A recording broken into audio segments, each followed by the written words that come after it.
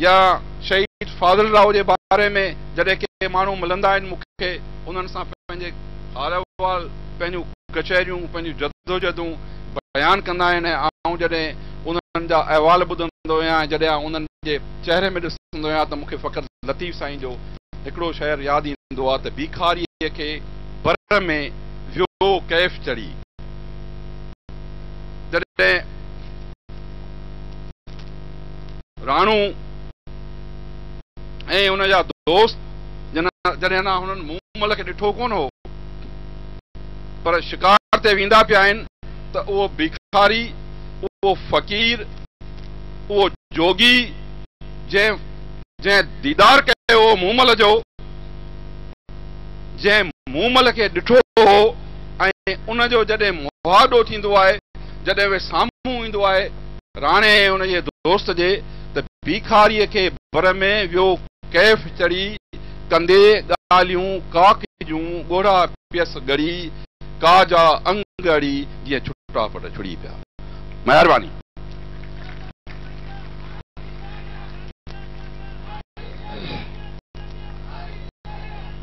के मुताबिक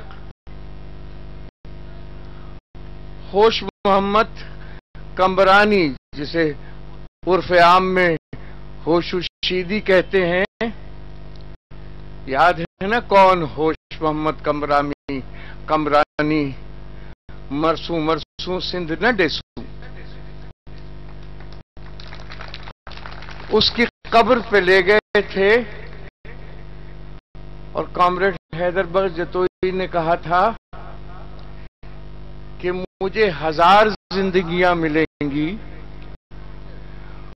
1000 बार जिंदगी मिले तो मैं हर बार उस जिंदगी को अपनी जीजर सिंध पर कुर्बान कर दूंगा। तो आज मेरे साथ मिलके इस महफिल को कंक्लूड करते हुए हम ये अहद करेंगे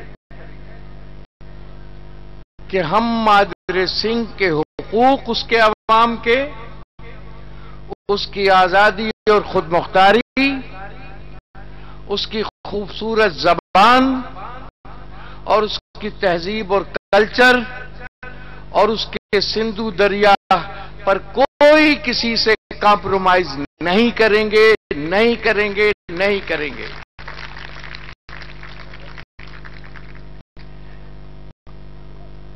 ये अजीब सी बात है कि सिंधी लोग जो हैं वो बड़े फराग दिल होते हैं। ये अजीब कुदरत ने आपको ये बातें दी हैं। मैं जितना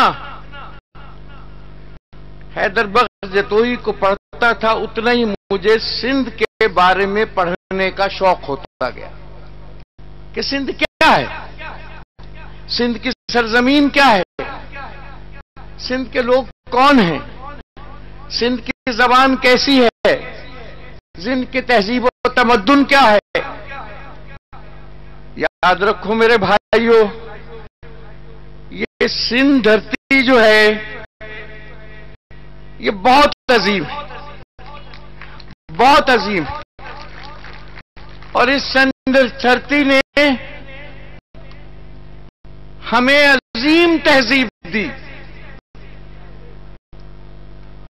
सदियों की तहजीब, जिसे मोहनजोदारो की तहजीब कहते हैं।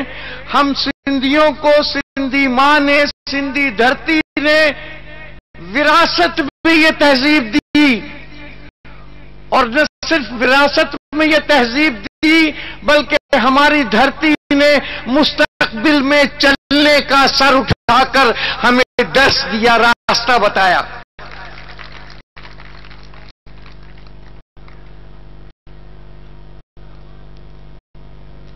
इस सरजमीन ने सिंध की सरजमीन ने हमें एक मीठी जबान सिंधी दी, जो संस्कृत से ज्यादा कदीम और अपने گرامر کے اعتبار سے، الفاظ کے ذخیروں کے اعتبار سے میرے خیال دنیا کی ترقی یافتہ زبانوں میں اس کا شمار ہو سکتا ہے۔ لیکن ایک بات اور بھی یاد رکھیے گا،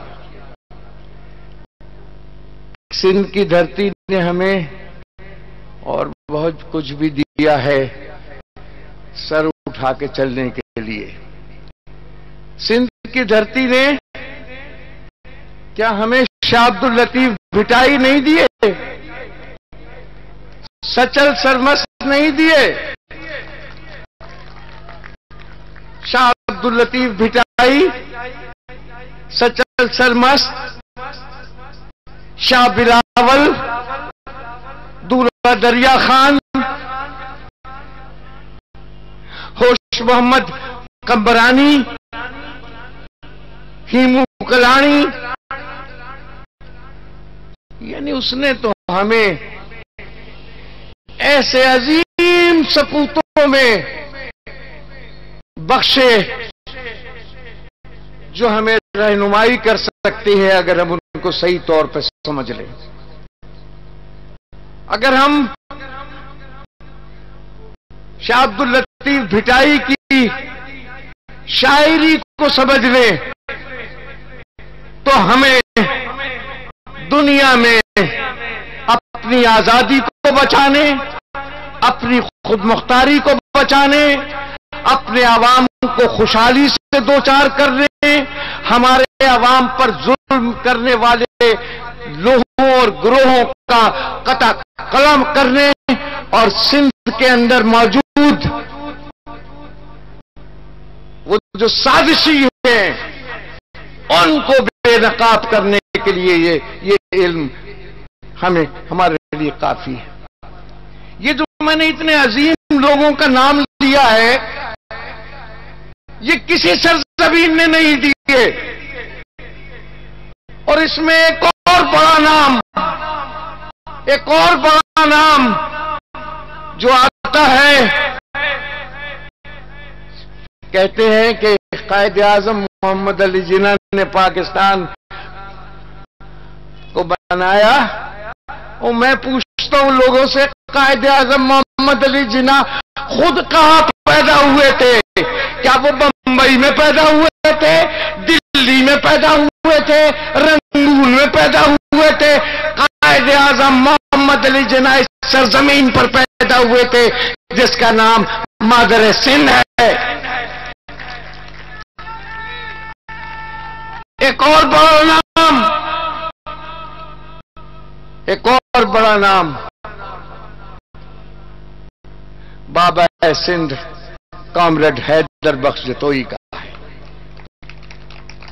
تو ہمارے تو سندھی ماں نے ہمیں، سندھڑی نے ہمیں، جیجل سندھ نے ہمیں کیسے ثبوت دیے؟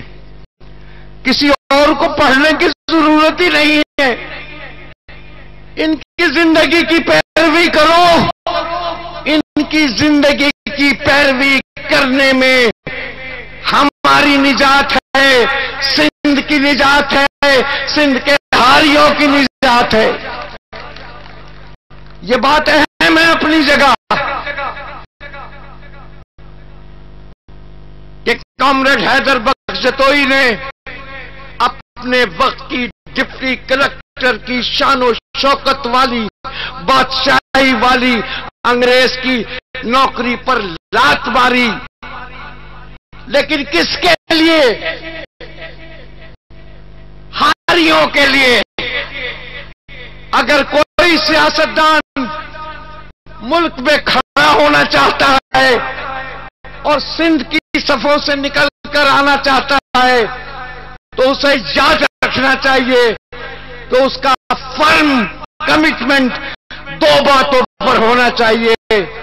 ایک کہ اساں عوام سے سانا ہے، اساں غریبن سے سانا ہے، اساں ہارین سے سانا ہے، اساں مزدورن سے سانا ہے، اساں وڈیرن پیرن میرن سے سانا ہے۔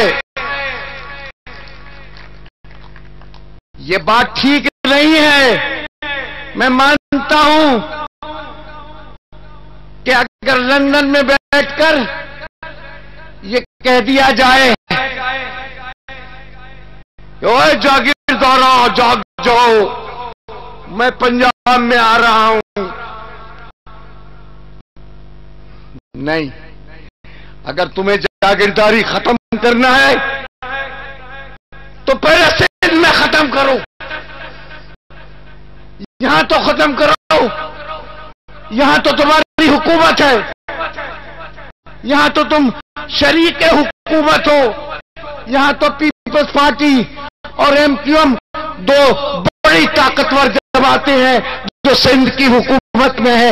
اگر جاگیرداری ختم کرنا ہے، یہ پروونشل سبجیکٹ ہے، پہلے سندھ میں جاگیرداری کا خاتمہ کیا جائے.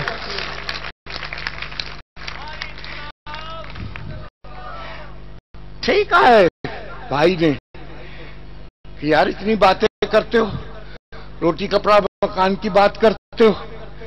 اگر اتنے ہی لوگوں سے پیار ہے تو یہ مقدمہ ہائی کورٹ میں، یعنی ہاریوں کا مقدمہ، ذوالفقار علی بھٹو نے جب لینڈ ریفارمز کیے تھے تو میراج محمد خان کا ان سے جھگڑا ہوا تھا. میں نے کہا آپ نے صحیح لینڈ ریفارمز نہیں کیے، آپ نے جاگیرداری ختم نہیں کیے.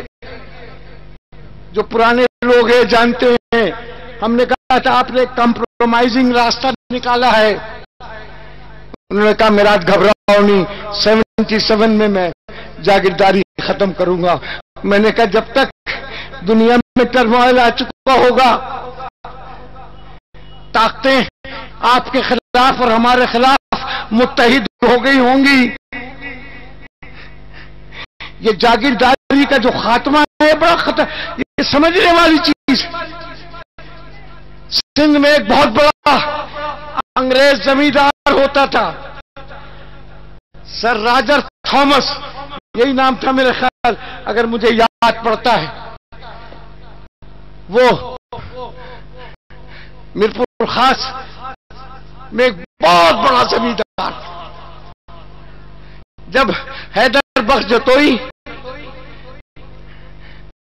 اپنے ہاریوں کے لیے ٹیننسی رائٹس کے لیے لڑ رہے تھے، جدوجہد کر رہے تھے، اور صرف باتوں میں نہیں کر رہے تھے. یہ کامریڈ حیدر بخش جتوئی تھے جو ہاریوں کا جلوس لے کر سندھ اسمبلی بلڈنگ پہنچے تھے، اور انہوں نے سندھ اسمبلی ہال کے سامنے کھڑے رہے، اس وقت تک کھڑے رہے جب تک کہ انہوں نے سندھ میں ٹیننسی ایکٹ پاس نہیں کرا دیا. کراچی میں سر راجر تھامس کیا کہتا ہے؟ وہ کہتا ہے کہ اگر سندھ میں ہاریوں کو ٹیننسی رائٹس دیے گئے تو سندھ میں پولیٹیکل ٹرموائل ہو جائے گا، یعنی ایک سیاسی طوفان برپا ہو جائے گا. ہوگا. انگریز تھا، صحیح سمجھتا تھا، اسے پتا تھا کہ جب اوپر والوں کو نیچے لایا جائے اور نیچے والوں کو اوپر لے جایا جائے تو ٹرموائل ہوتا ہے، اتھل پتل ہوتی ہے.